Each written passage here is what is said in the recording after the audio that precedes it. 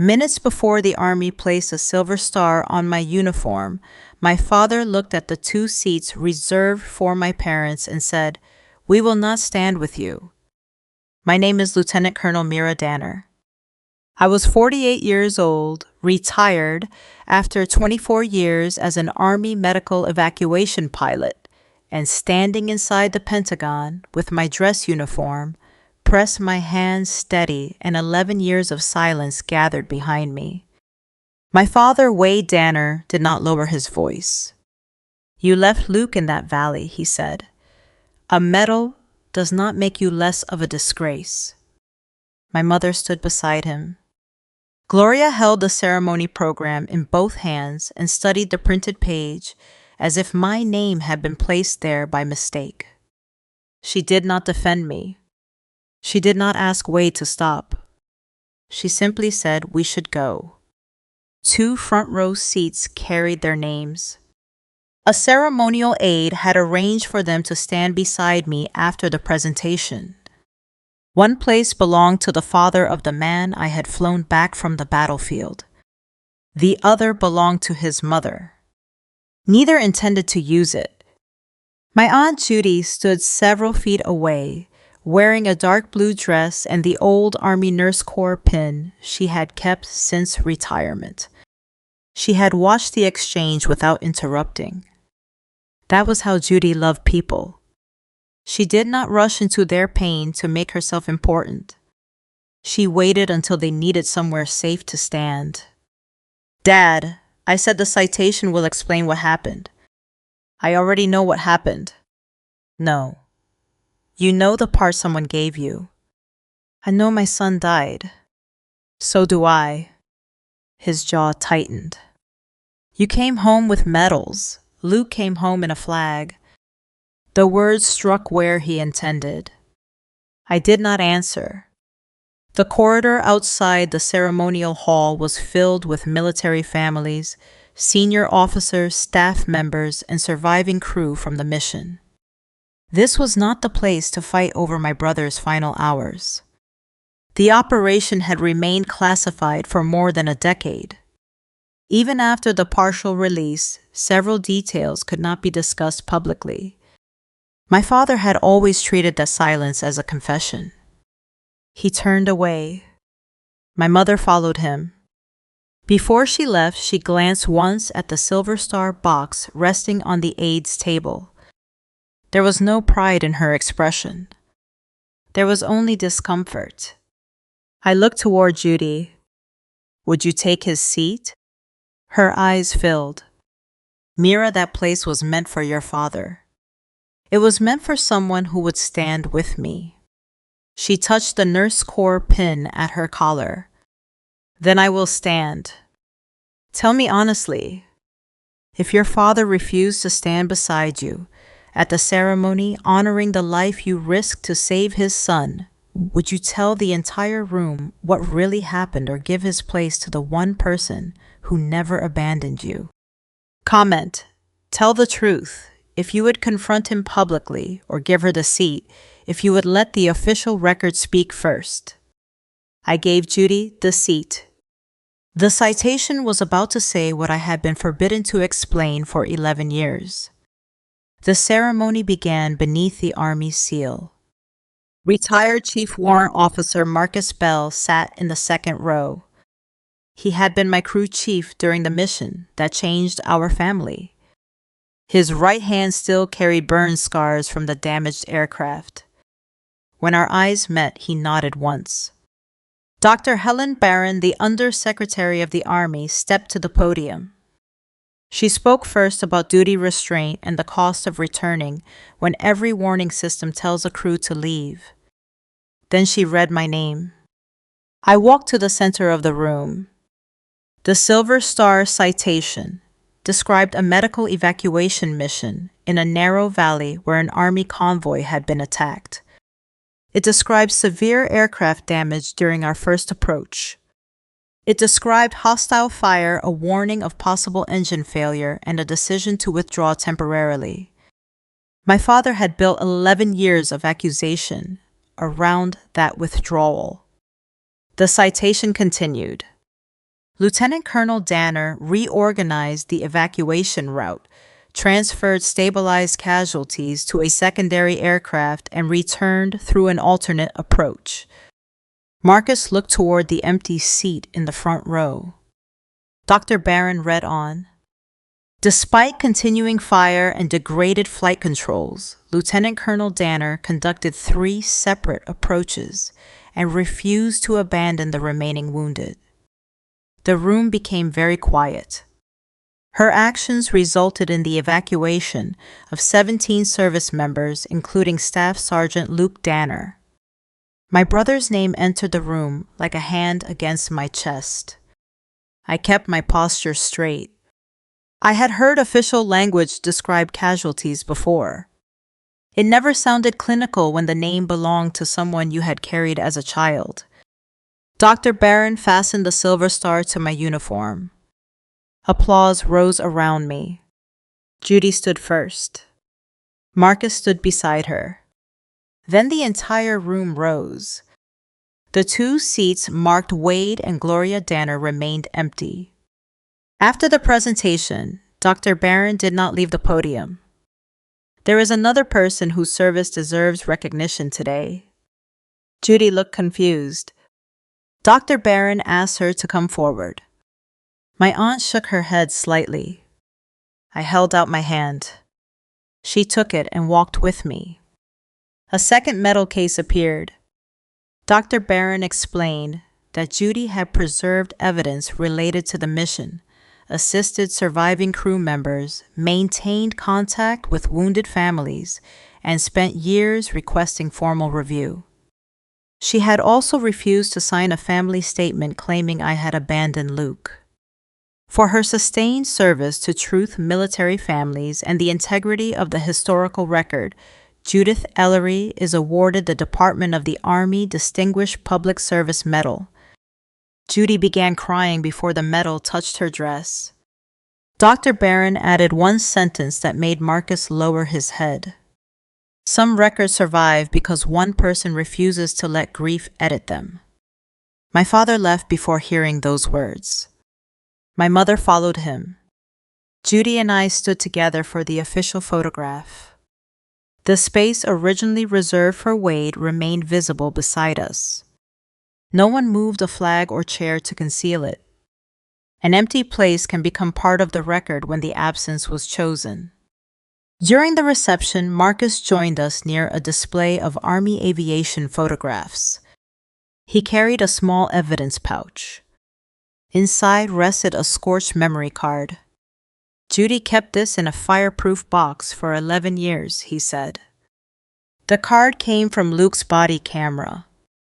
Its casing had been damaged during the attack. The first recovery attempt produced only fragments. Judy paid for independent preservation and petitioned the Army to include the original device in the review. Did they recover everything I asked? Enough. I looked at Judy. You never told me. You already carried too much hope tied to broken files. Marcus spoke quietly. The full radio recording was also authenticated.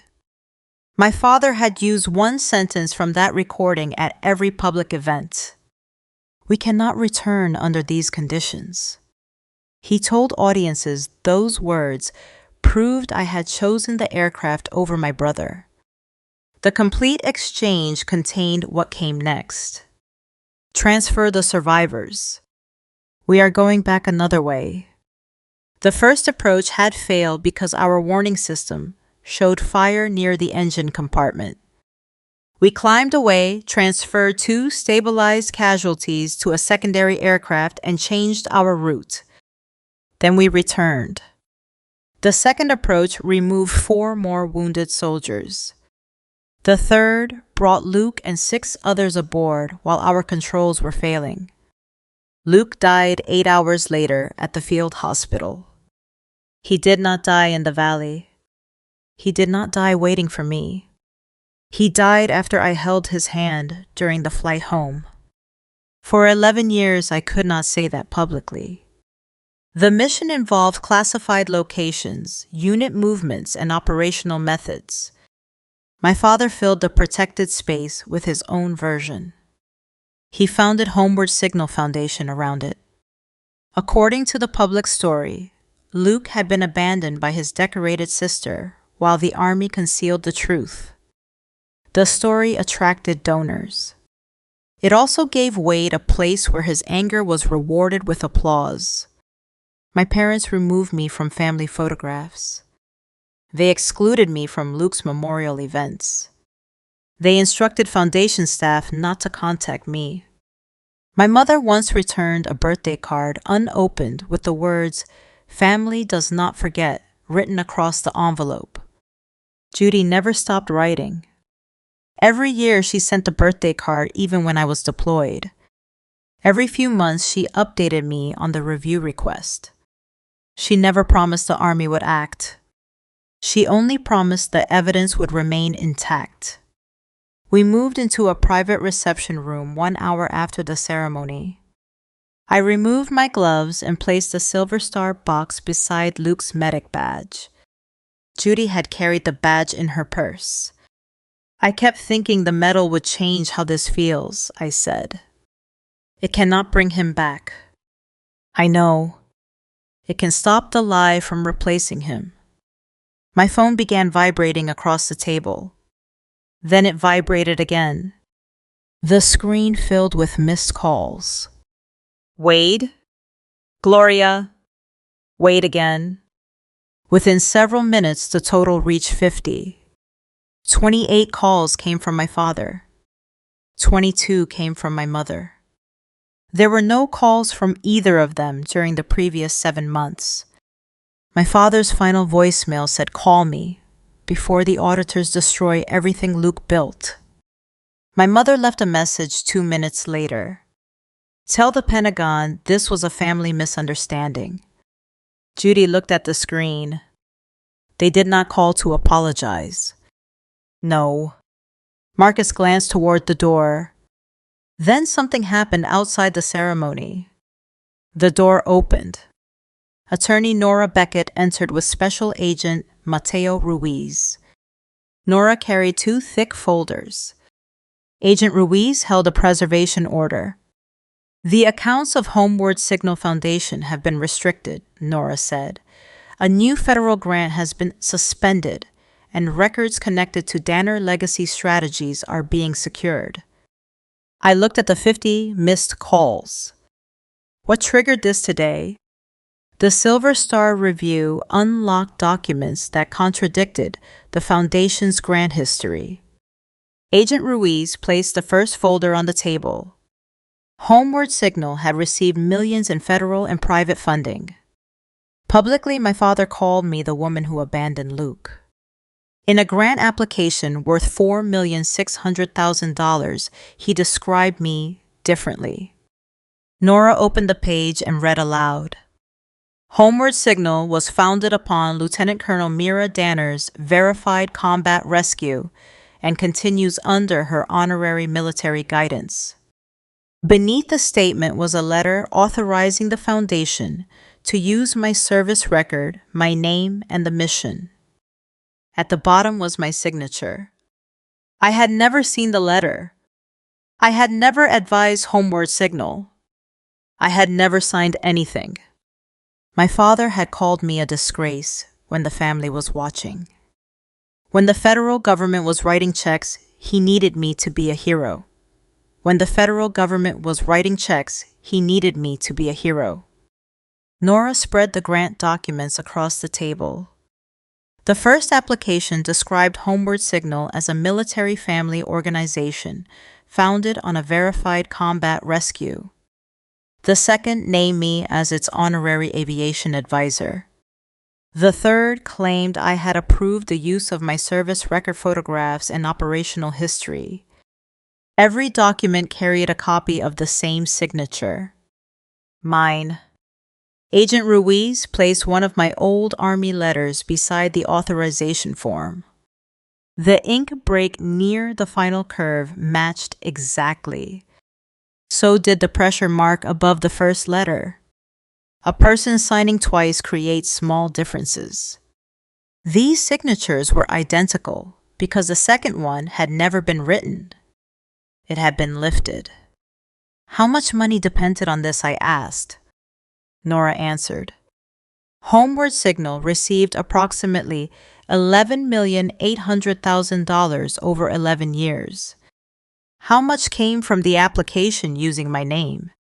$4,600,000 in federal funding, followed by private donations linked to the same representation. Judy looked at Luke's medic badge beside my metal box. They used both children, she said. My father used Luke's death to create sympathy. He used my rescue to create eligibility.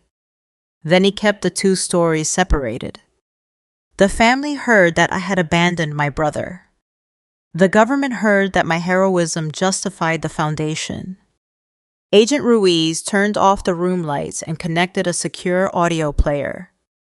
We need you to hear the complete mission recording. The first sound was rotor noise. Then came Marcus warning that the aircraft temperature was rising. A second voice reported damaged controls. My own voice followed. We cannot return under these conditions.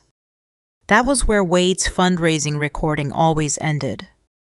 The complete file continued without a break. Transfer the survivors. We are going back another way. I closed my eyes. The recording captured us climbing above the valley, moving two stabilized casualties to another aircraft and identifying a lower approach from the east. Marcus called out the damage. I ordered the crew to secure the cabin. Then we went back. The flight log confirmed 3 separate approaches. The first failed under fire. The second removed 4 wounded soldiers. The third brought Luke and 6 others aboard. The audio captured the moment Marcus pulled my brother across the cabin floor. Luke is inside, I heard myself answer. Mark the time, get pressure on the wound. My father had spent 11 years saying I never returned. The official record held the exact second Luke entered my aircraft. Agent Ruiz changed the audio source. This came from the recovered memory card. The image remained unavailable because the camera lens had been damaged. The sound survived. Luke's breathing was uneven. A medic asked whether he could hear. Luke answered weakly. Tell Mira she came back for us. I turned away from the table. For years I had remembered holding his hand at the field hospital. I remembered his skin becoming cold. I remembered the physician removing his gloves before walking toward me. I had never heard Luke say those words. Judy moved beside me. I should have told you the recovery team found something. You did not know whether it was authentic. I did not want a damaged file to become another weapon. My hands began shaking. Judy held them between hers. His last memory of you was not abandonment, she said. It was your return. I cried for the first time since entering the Pentagon. Not for the medal. Not for my father's empty seat. I cried because my brother had known. His voice had carried the truth all those years, even while the people who loved him most built a story around the missing part. Marcus remained near the door until I could breathe steadily again.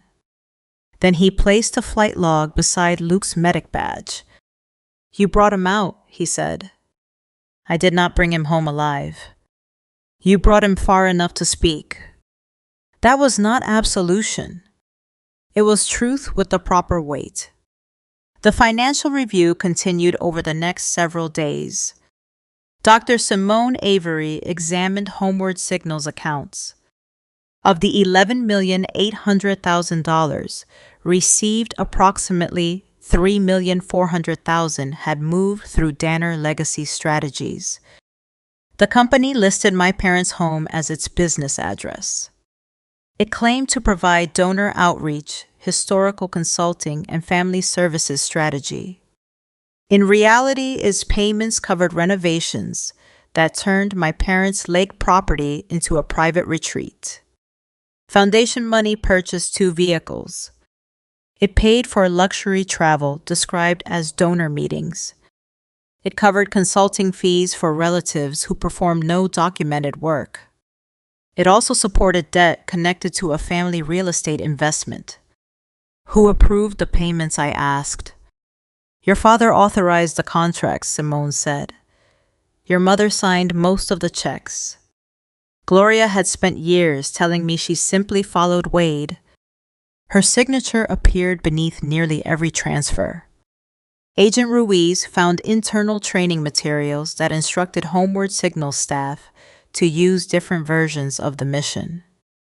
For public memorial events, they used the edited recording and described me as the sister who refused to return. For grant officers, they submitted the complete citation summary and described my rescue as the Foundation's military origin. A former employee agreed to cooperate. She had once questioned the contradiction. Wade answered in an email. Families respond to betrayal, agencies respond to verified service. Use the version appropriate to the audience. He had not confused grief with fact. He had categorized the lie by customer. Nora uncovered another document titled Unified Family Mission Account. It claimed I had accepted responsibility for failing to rescue Luke. It stated that I authorized my parents to tell the story publicly and waived any right to challenge their use of my name. The signature came from the same Army letter. The document contained a witness line signed by Gloria. Did your mother know the signature was copied? Nora asked. She knew I never signed it. Judy looked at the date. This was created 3 months before the first federal application. The false family confession came first. The funding request came after it. Wade had built written permission for both versions of me. One document made me guilty. Another made me profitable. My parents continued calling. The count passed 50, but I did not return any of them. Wade sent messages saying staff would lose jobs. Gloria said military families would lose support. Neither message mentioned Luke's final recording. Neither said they were sorry for refusing to stand. They wanted me to protect the organization before they acknowledged what the organization had done to me. Nora proposed an exit that would preserve the legitimate programs. I would not demand Homeward Signal's assets. I would not seek a leadership position. I would support an independent board continuing real services for military families. I would not require my parents to apologize during a public press conference. In return, Wade and Gloria had to resign, surrender, all financial records restore, diverted money, release the original audio, correct the mission history, and stop using my name. They will believe you are afraid to destroy something carrying Luke's name, Nora said. They have relied on that fear for 11 years. Do you want them to keep relying on it? Long enough to answer in writing. Wade responded through an attorney. He called the proposal proof that I still recognized Homeward Signal as Luke's legacy. He offered to step back from daily operations while remaining honorary chairman. Gloria would keep a lifetime consulting role. Then they sent a document titled Family Reconciliation and Historical Confirmation. It was dated 6 years earlier.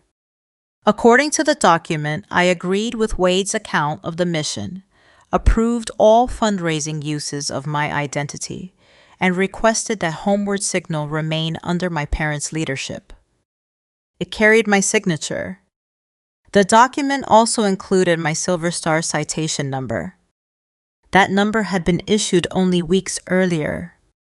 It referenced a federal grant program created the previous year. Its electronic certificate came from software released 8 months ago. Wade had created an old agreement filled with new information. Nora recovered a message he sent Gloria after sending the document. Once Mira signs the clean copy, the ceremony becomes reconciliation instead of evidence. He did not want peace.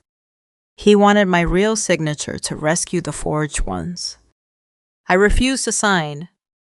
The federal hearing opened in Alexandria 2 weeks after the ceremony. My parents entered together. Wade wore the expression he used during televised fundraising events. Gloria carried a framed photograph of Luke in uniform. They placed it on their table before the judge entered. I brought Luke's medic badge. It rested inside a small wooden box beside Nora. Judge Annalise Burke reviewed the homeward signal filings. Wade testified that he sincerely believed I had abandoned Luke. He said the foundation had never depended on my reputation. He claimed every grant existed solely to honor my brother. Judge Burke opened the $4,600,000 application. Did you believe Lieutenant Colonel Danner abandoned your son? Yes, Wade said. You believed that when you filed this application?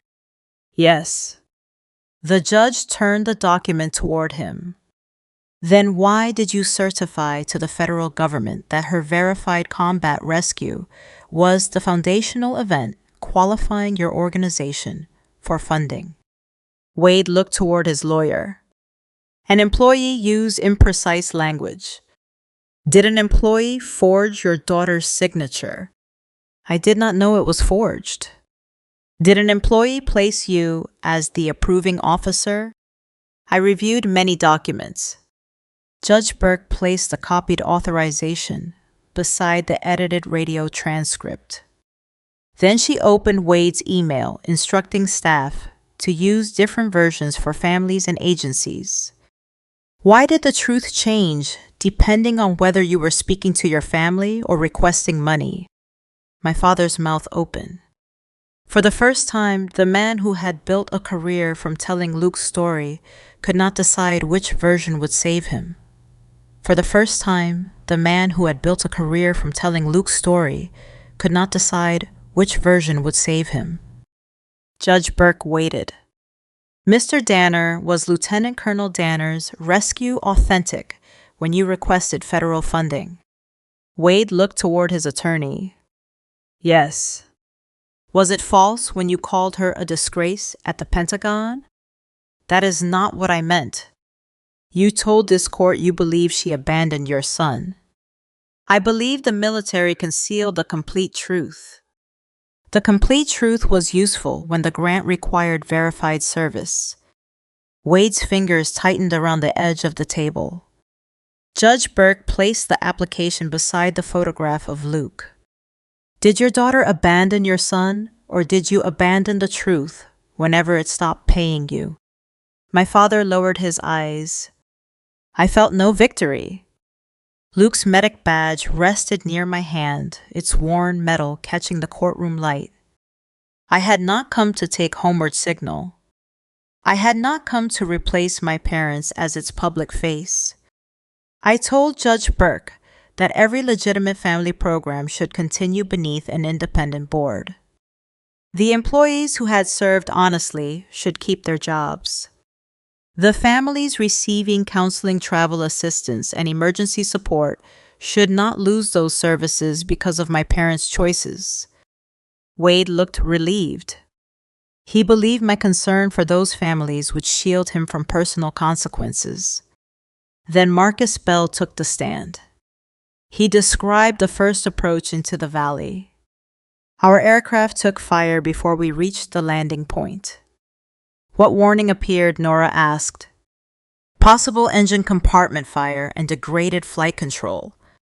What did Lieutenant Colonel Danner do? She withdrew long enough to stabilize the aircraft and transfer the casualties already aboard. Did she refuse to return? No. Marcus looked directly at my father. She ordered us to find another approach. The full radio recording played. My voice filled the courtroom. We cannot return under these conditions. Wade's edited version stopped there. The authentic recording continued. Transfer the survivors. We are going back another way.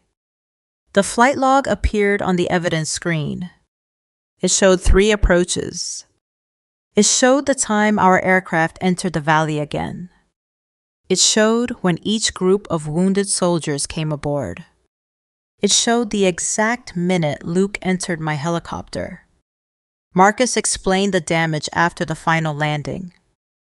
We had reduced control response and evidence of heat damage. Colonel Danner still held the aircraft steady until every casualty was secured. Was Staff Sergeant Luke Danner abandoned? No. Was he recovered by his sister? Yes. The audio expert testified next. Wade's fundraising file had removed the timestamps and everything following my warning. The expert identified a clean digital cut. This was not an incomplete copy created by transmission loss, she said. Someone deliberately ended the recording before the order to return. Could the editor see the omitted words, Nora asked?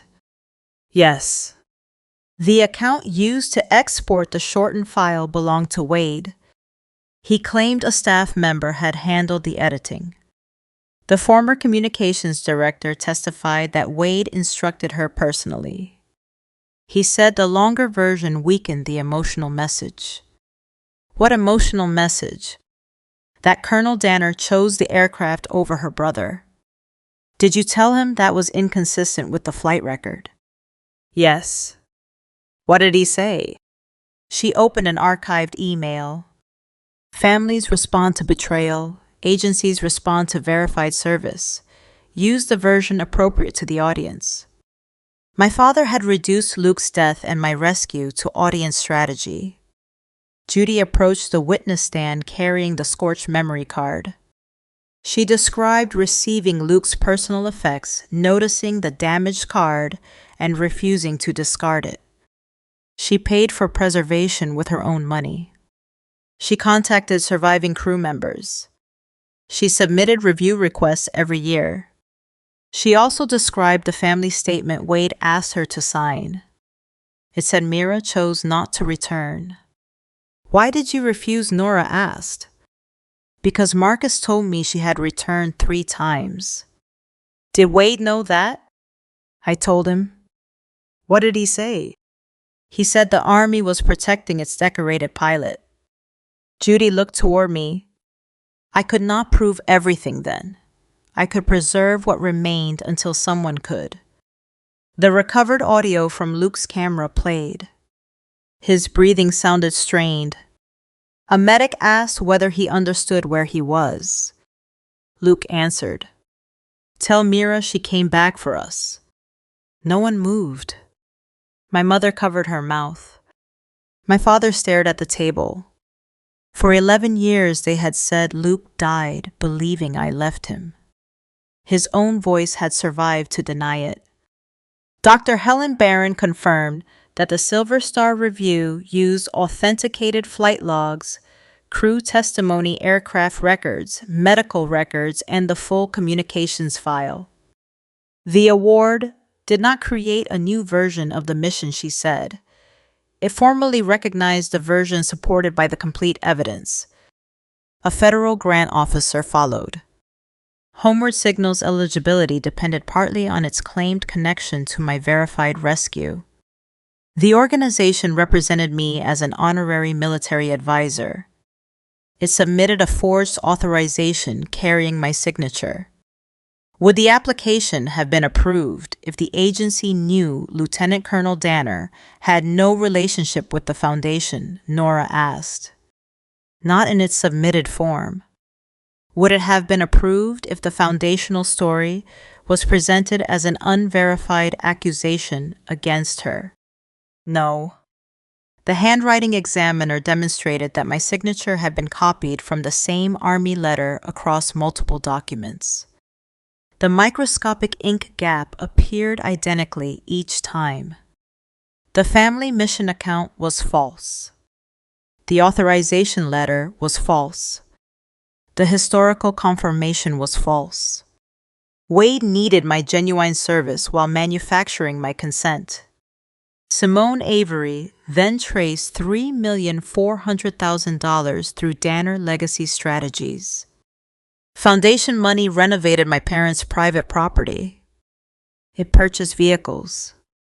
It paid relatives for undocumented consulting. It funded travel unrelated to family assistance. It supported a real estate debt connected to Wade. Gloria's signature appeared beneath most checks. Judge Burke looked at my mother.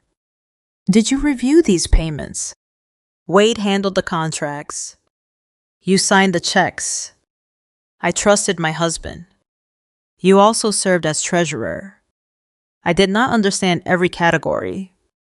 Simone displayed internal notes showing Gloria had asked that home renovations be divided among several consulting invoices. My mother turned toward Wade. "You said those expenses were allowed. You signed them. You told me the foundation owed us after everything we lost. You wanted the house finished." Their shared story collapsed into separate blame. Wade accused staff members of careless language. Gloria accused Wade of controlling the organization. Both claimed the 50 calls after the ceremony were attempts at reconciliation. Nora displayed the voicemail transcripts. "Call me before the auditors destroy everything Luke built. Tell the Pentagon this was a family misunderstanding." There was no apology. There was only urgency after the account stopped moving. I spoke when Judge Burke invited me. "You did not need my silence to mourn Luke." My voice remained level. "You needed it to keep two versions of him alive. One version punished me before the family. The other made the foundation valuable to the government." Wade looked at me. "I lost my son." "So did I." "You still came home." "I came home after carrying him out." My father's face tightened. I placed Luke's badge on the table. "You did not call 50 times during the 11 years I carried the blame. You called 50 times when the account stopped answering you." Judge Burke ordered Wade and Gloria removed from all management authority at Homeward Signal. The accounts of Danner Legacy Strategies remained frozen. The $3,400,000 became subject to recovery. Federal grants were suspended pending restructuring, but legitimate family support programs were transferred to an independent board. Properties and vehicles purchased with charitable funds entered preservation review. The matter was referred for investigation, involving grant fraud, forged signatures, unauthorized use of military identity, false representations, charitable fund diversion, and alteration of evidence. Homeward Signal was ordered to correct its public mission history. Every unauthorized use of my name and image had to be removed. Judy accepted a temporary seat on the new oversight board. She agreed only after confirming that surviving staff and military families would be protected. I did not accept a position. Luke's name did not need another relative controlling it. My parents requested a private meeting. I declined. Wade sent a letter saying grief had made him unreasonable. Gloria wrote that she had always loved both children. I answered through Nora. Any future contact required public acknowledgement that I returned for Luke. They had to restore the diverted money, cooperate with investigators, and stop using grief as an explanation for forged records. They could never again use Luke's name to solicit sympathy while hiding his final words. Forgiveness could not begin with another edited version. 1 year later, Homeward Signal operated beneath independent leadership. Its expenses were publicly audited. Its legitimate programs continued. A new initiative was established called the Luke Danner Medevac Family Grant. It supported relatives traveling to injured service members during medical evacuation and recovery. Judy served as honorary chair. Marcus trained volunteers to preserve service records, recordings, and witness statements without altering context. The program adopted one permanent rule. No recording could be used publicly without the words immediately before and after the quoted section. I kept my silver star inside a wooden box with Luke's medic badge. I did not display it above the fireplace. The medal described one day. His badge reminded me who had been inside the aircraft. The official ceremony photograph showed Judy standing beside me. The place originally reserved for Wade remained empty. We did not crop it away. An absence chosen publicly should not be rewritten privately. Judy once asked whether I regretted giving her my father's place. No, I said. A place of honor belongs to the person who stayed when leaving would have been easier. My father refused to stand beside me because standing there required admitting I had gone back. He called me a disgrace in public and a hero whenever the grant application needed one. The medal did not rewrite the mission. It removed the silence protecting the edited version. 50 calls came after the accounts froze. None came during the 11 years I carried the blame. My aunt preserved one damaged memory card. My parents built an organization around a missing sentence. Luke's final words did not ask for revenge. They simply refused to let abandonment become his final story. Some families leave an empty chair. Others reveal who truly earned the right to sit there. Now tell me where you stand. Which betrayal was worse, my father refusing to stand beside me at my Silver Star ceremony, or my parents using the rescue they publicly denied to collect millions in Luke's name? Comment the ceremony, if the public rejection cut deepest, or the foundation, if turning my brother's death into a profitable lie crossed the final line. One betrayal denied what I had done. The other sold it. I would be honored if you liked this story, shared it with someone whose service was hidden behind another person's edited version, and joined me again for another story about dignity-complete records and the truth that survives when one loyal person refuses to let grief cut away the ending.